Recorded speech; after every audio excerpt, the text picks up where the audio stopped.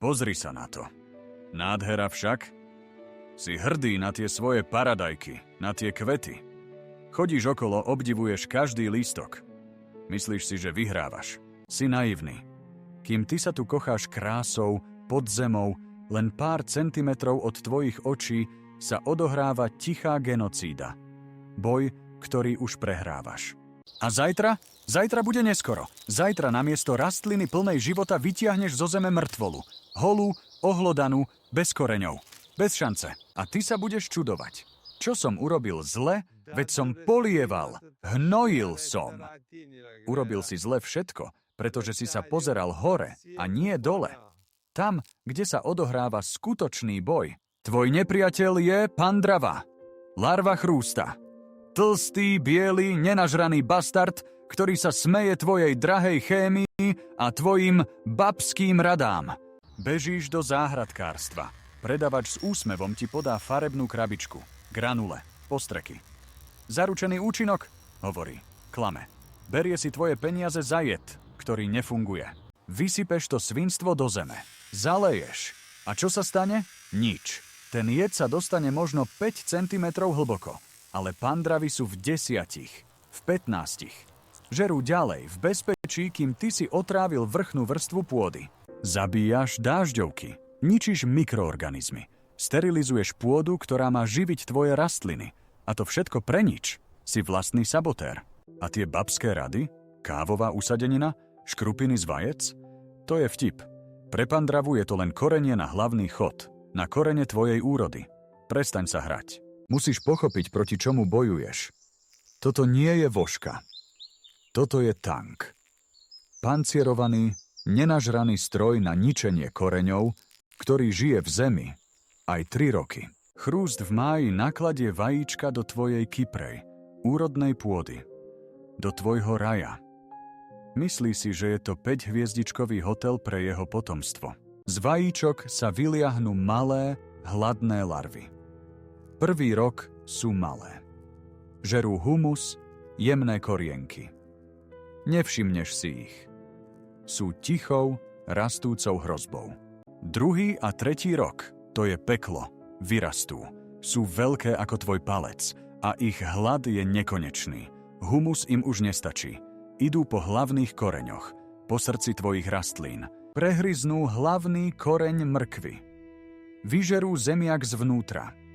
Odseknú koreňový systém tvojej papriky od zvyšku sveta. Rastlina hore vyzerá chvíľu dobre, ale je už mŕtva. Je to zombie. Polievaš a voda pretečie preč. Hnojíš a živiny sa nemajú ako dostať do listov. Rastlina hladuje a umiera od smedu, aj keď stojí v mokrej zemi. Absurdné, však? To je práca pandravy. Takže dosť bolo teórie. Koniec fňukania. Ideme do vojny.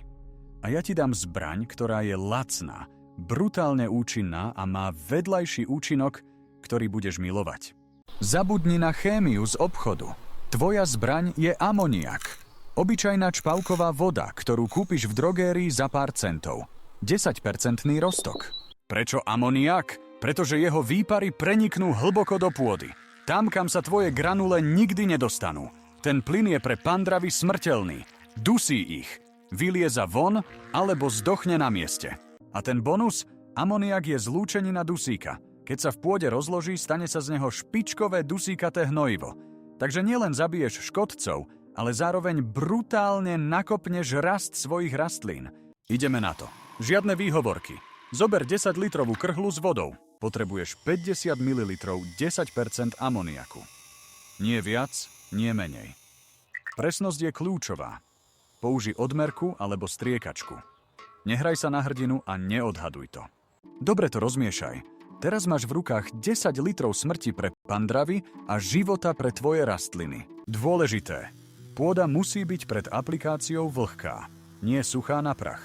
Nie bahno. Vlhká. Deň predtým poriadne polej záhony čistou vodou. Inak spáliš korene. Teraz zober krhlu a lej to priamo ku koreňom. Ku každej rastline. Okolo jahôd, pod paradajky, ku zemiakom. 0,5 až 1 liter na rastlinu. podľa veľkosti. Nerob to na priamom slnku. Rob to večer alebo pod mrakom. Daj tomu roztoku šancu vsiaknuť hlboko, kým sa odparí. A teraz čakaj. Niekedy už o pár hodín uvidíš, ako pandravy v panike vyliezajú na povrch. Unikajú pred istou smrťou. Nechaj ich vtákom. Je to spravodlivosť. Tento proces opakuj o 2 týždne. Prvá vlna zabije aktívne jedince. Druhá vlna zničí tie, ktoré sa mohli vyliahnuť neskôr, alebo boli príliš hlboko. Toto je vojna, nie jednorazová bitka. Buď dôsledný. Buď nekompromisný. Tvoja úroda ti za to poďakuje. Tak čo si vyberieš? Budeš ďalej fňukať nad mŕtvými rastlinami a vyhadzovať peniaze za nefunkčnú chémiu? Alebo vstaneš, zoberieš rozum do hrsti a za pár centov urobíš vo svojej záhrade poriadok? Raz a navždy. Výber je na tebe. Buď budeš mať vedrá úrody, alebo plný kompost mŕtvol. Ja viem, čo si vyberám ja. Ak chceš viac takýchto brutálnych, ale funkčných návodov, ktoré ti nikto iný nepovie, tak sa prihlás na odber. Rozbi to tlačidlo a napíš do komentára Idem do boja. Na budúce ti ukážem, prečo je tvoj kompost v skutočnosti hnijúca žumpa a ako z neho urobiť čierne zlato za 30 dní. Nechceš to premeškať.